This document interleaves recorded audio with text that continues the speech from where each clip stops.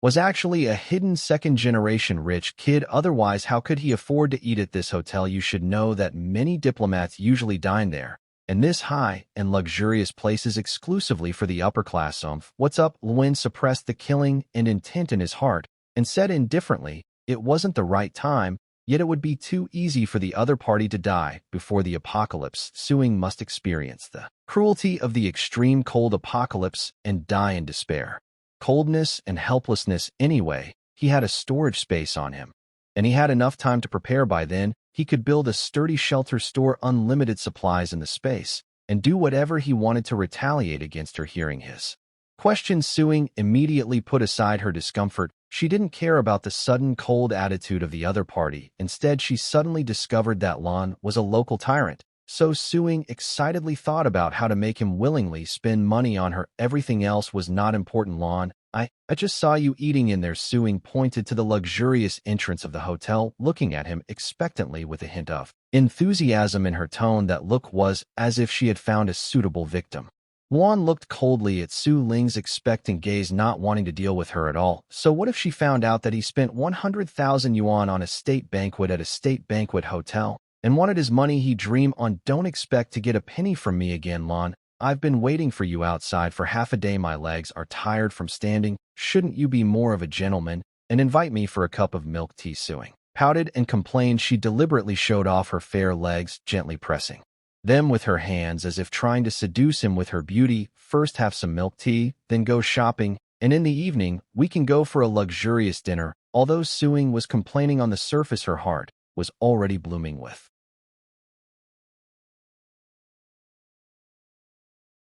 their food to her. Otherwise, everyone will be dealt with after the snowstorm. Seeing this message, I was taken aback. I remember Annie Lin was the first to be looted by Xinjiang. How that she's still alive is truly a miracle. At that moment, Zhou Care quietly mentioned she had left some supplies when treating Lin Xiaohu. Thinking that the snowstorm would pass quickly, she didn't expect the snow to last for 2.5 months. I was puzzled logically after some much time has passed. Even with the supplies Zhou Care left, Annie Lin couldn't possibly have survived till now, especially when she also has a 2.5-year-old grandson. Hearing this, joke here said that Lin Xiao, who died about 10 days ago due to lack of medication. Hearing this, it suddenly clicked for me. It seems that Auntie Lin has eaten her precious grandson. Zhou Care naturally knew what I meant. Having been under Qingqing house control for 2 days, she has become quite numb to the concept of cannibalism. Just then my phone suddenly rang. Seeing that it was Uncle Yu calling, I picked up the phone to answer and asked what was going on the other end. Uncle Yu looked awkward. Uncle Yu, as one of the few good people left after the apocalypse and also a martial artist, was someone I naturally wouldn't refuse. Uncle Yu hesitantly stated Silim's daughter Tang Bao is running a fever and she would like to borrow some fever-reducing medicine from me. Uncle Yu, who has been single all his life, was probably tempted by the young and attractive Silim. After being single for 40 years, how could Uncle Yu resist such temptation? So he became the willing victim of this scheming mother. Hearing this, my expression faltered. This is indeed not simple among all the homeowners. Only Uncle Yu, if I have stockpiled supplies. Yet she managed to make the most correct choice among many, but I didn't think much of it. After all, it's someone else's family matter, and this could be an opportunity to win over Uncle Yu for them. Deliver the goods directly to an underground warehouse in his residential area. When it came time to pay, facing a bill of over 10,000 yuan, Lun readily paid. In the apocalypse, the prices of these foods would at least increase a hundredfold, and even with money they might not be available. It could easily trigger a large-scale life and death struggle. At the manager's enthusiastic invitation, Lon also took a ride on the supermarket's shuttle bus and headed home. It was a good opportunity to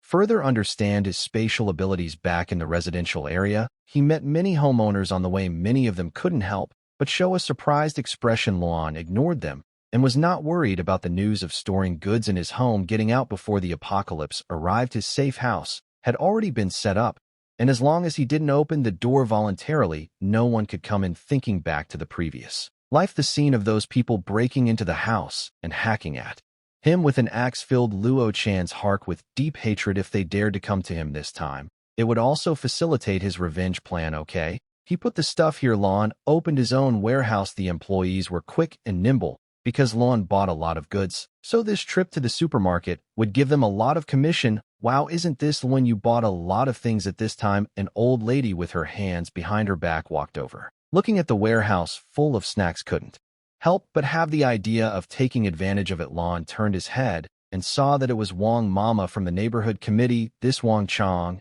is usually very annoying, not only loves to meddle in other people's business, but also takes advantage of small benefits. Relying on a little power on her body, she often teaches others what to do. It seems like she is not from the neighborhood committee, but from the municipal committee. After the apocalypse, she relied on selling pitiful stories to cheat a lot of food from Lon, and when everyone broke in, she didn't even think about Lon helping her, but cheered on behind everyone. Hey, this lady, please don't touch other people's things. A supermarket employee, while moving things, found that Wang Im had secretly taken a large bag of food from the car. This bag of snacks is quite expensive, at least over a 10,000 you. On what stealing? I'm borrowing. Do you understand? Wang Mama, seeing herself being discovered, got angry and started making a scene on the spot. Oh, young people nowadays don't know how to respect the elderly. At all, I have difficulty walking and there's nothing to eat at home. What's wrong with borrowing some food in case of emergency? I can pay for it. Do you want to let an old person like me starve to death? Indeed, being from the neighborhood committee, she is really good at causing trouble. She immediately portrayed herself as a disadvantaged group, standing on the moral high ground to criticize them. The young employees had never seen such a situation before and were directly confused by the old lady. Scared to step back several steps, afraid that she might fall to the ground and they would lose a year's salary. Put the things down. Lon was annoyed by her buzzing, walked over and directly snatched the bag of snacks from her. He didn't care about her wailing, all right. Seeing that her pitiful act was useless, Wang Mama stopped pretending and threatened Lon, pay attention to me. Don't let anything fall into my hands. In the future, she was full of anger. She is from the neighborhood committee, and since you live in the community, you will definitely need the help of the neighborhood committee in the future. By then, she must make things difficult for you and make your life miserable. If you don't leave, I will report you for theft. Lon threatened coldly. He had a basis for saying this, as there were several cameras around the warehouse and Wine Mama's little actions.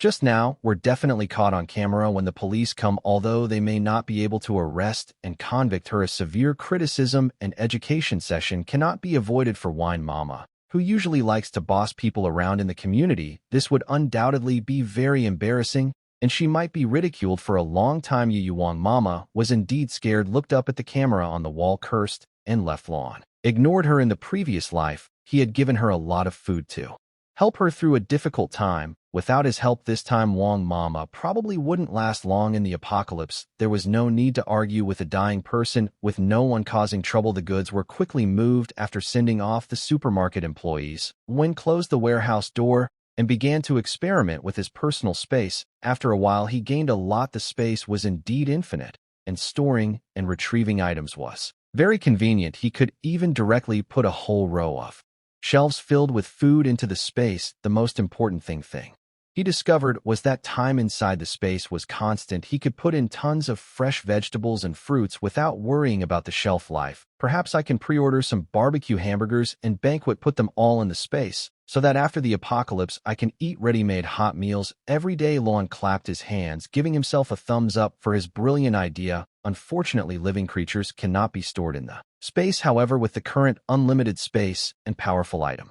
storage and retrieval function, Lewin was already very satisfied. As long as there were enough supplies stored, he was confident that he could live 1,000 times more comfortably than others after the apocalypse. After storing all the goods purchased from the supermarket into the space, Lon left here and went home. While waiting for the elevator, he coincidentally met Luro. Luro might have just finished work.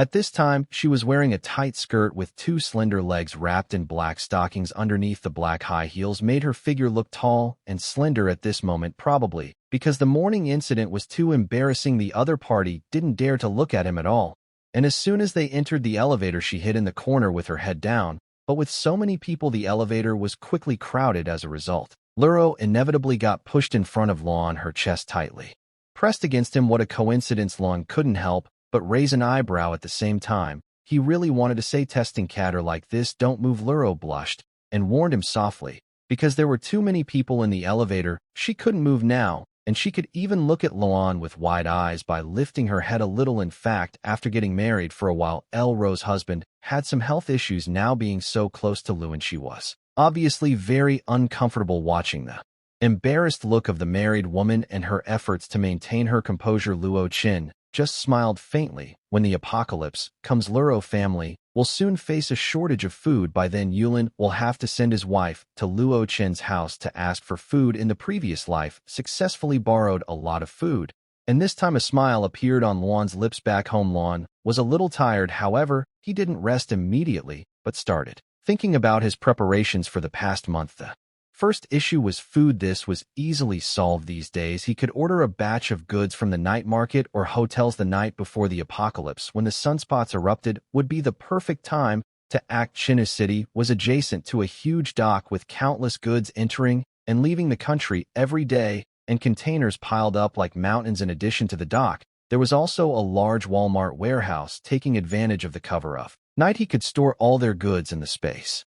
With some incendiary grenades, threw them out of a small window by the door. When white phosphorus grenades explode, they instantly generate temperatures of up to 1,000 degrees Celsius, melting objects nearby. Soon 2 people at the door, who couldn't dodge in time, were instantly melted by the high heat. The fire rapidly spread throughout the corridor. Old Donkey, who was on fire, was about to shout to his companions, but the next second a bullet went straight through his head. I then picked up my handgun and fired several shots at the people outside. This scene left the team leader, second uncle, stunned on the spot. They had thought they could easily take over my home, but they didn't expect my house to be not only extremely secure, but also equipped with such lethal weapons. Soon the last worker approaching my front door was shot dead by me. Looking at the several burning bodies on the ground, second uncle didn't dare hesitate any longer and hurriedly led the remaining people to escape back to the neighboring community, fearing that they too would be reduced to ashes if they were a second too slow. I, however, stared at the handgun that had run out of bullets and fell into deep thought. In this apocalyptic world, there will undoubtedly be interest groups stronger than these workers to deal with these tough characters. I need to acquire even more powerful weapons. Moreover, these guys clearly came prepared. I must find an opportunity to completely eliminate them. I then returned to the room to comfort the already terrified Shokare. Don't be afraid, I've driven those people away. Hearing this, Shokare looked at me with tearful eyes. Although she knew we were now in an apocalyptic world, this was her first time encountering a firefight. If those people had broken in, she could imagine the terrible fate awaiting her. But upon hearing that I'd driven those people away, Shokare, well, considerably relieved. As of now, I am her only support. She then asked me what had just happened. I explained the situation. Upon hearing it, Shokare looked stunned. These people are much more dangerous than Xinjiang. How was merely flaunting with a handgun, while these workers do physical work every day, making them naturally stronger than ordinary people. And they even know demolitions. We have to resolve this lingering problem as soon as possible, otherwise we won't even be able to sleep peacefully in the future. Upon finishing my thought, I took a look at my phone. It's time to find some expendable people to do some work for me. At the same time, the homeowners group chat was blowing up. I simply explained the situation in the group. Upon seeing the message, the homeowners started to fawn over me. Xiaomi, you are our hero. However, I told them that my weapons were almost depleted and everyone would have to fend for themselves. Just then, Uncle Yu called me to inquire about my situation and mentioned he knows the leader of those workers, a man named Huang Tianfan. Under his leadership, dozens of homeowners have already been harmed in the past few days. Hearing this, an idea instantly formed in my mind. Uncle Yu, can you provide me with more details about them? That way I can discuss plans with everyone to deal with them. Uncle Yu told me that this group comes from the building next door and are part of a group called Heavenly United Gang. The gang consists of more than 20 members, with Huang Tianfang as the ruthless leader. His misdeeds are no less than those of Xinjiang Hao. Hearing this, I decided to collaborate with the homeowners on the 25th floor to counteract these workers. They've suffered a significant loss at my hands this time, and will definitely look for another opportunity to strike back. Unless we eliminate them, nobody will be at peace. The homeowners in my building are the sort who only respond to force and would not easily agree to unite against external threats. What I need to do now is wait for the right moment. I then turned to Shokare beside me. These neighbors might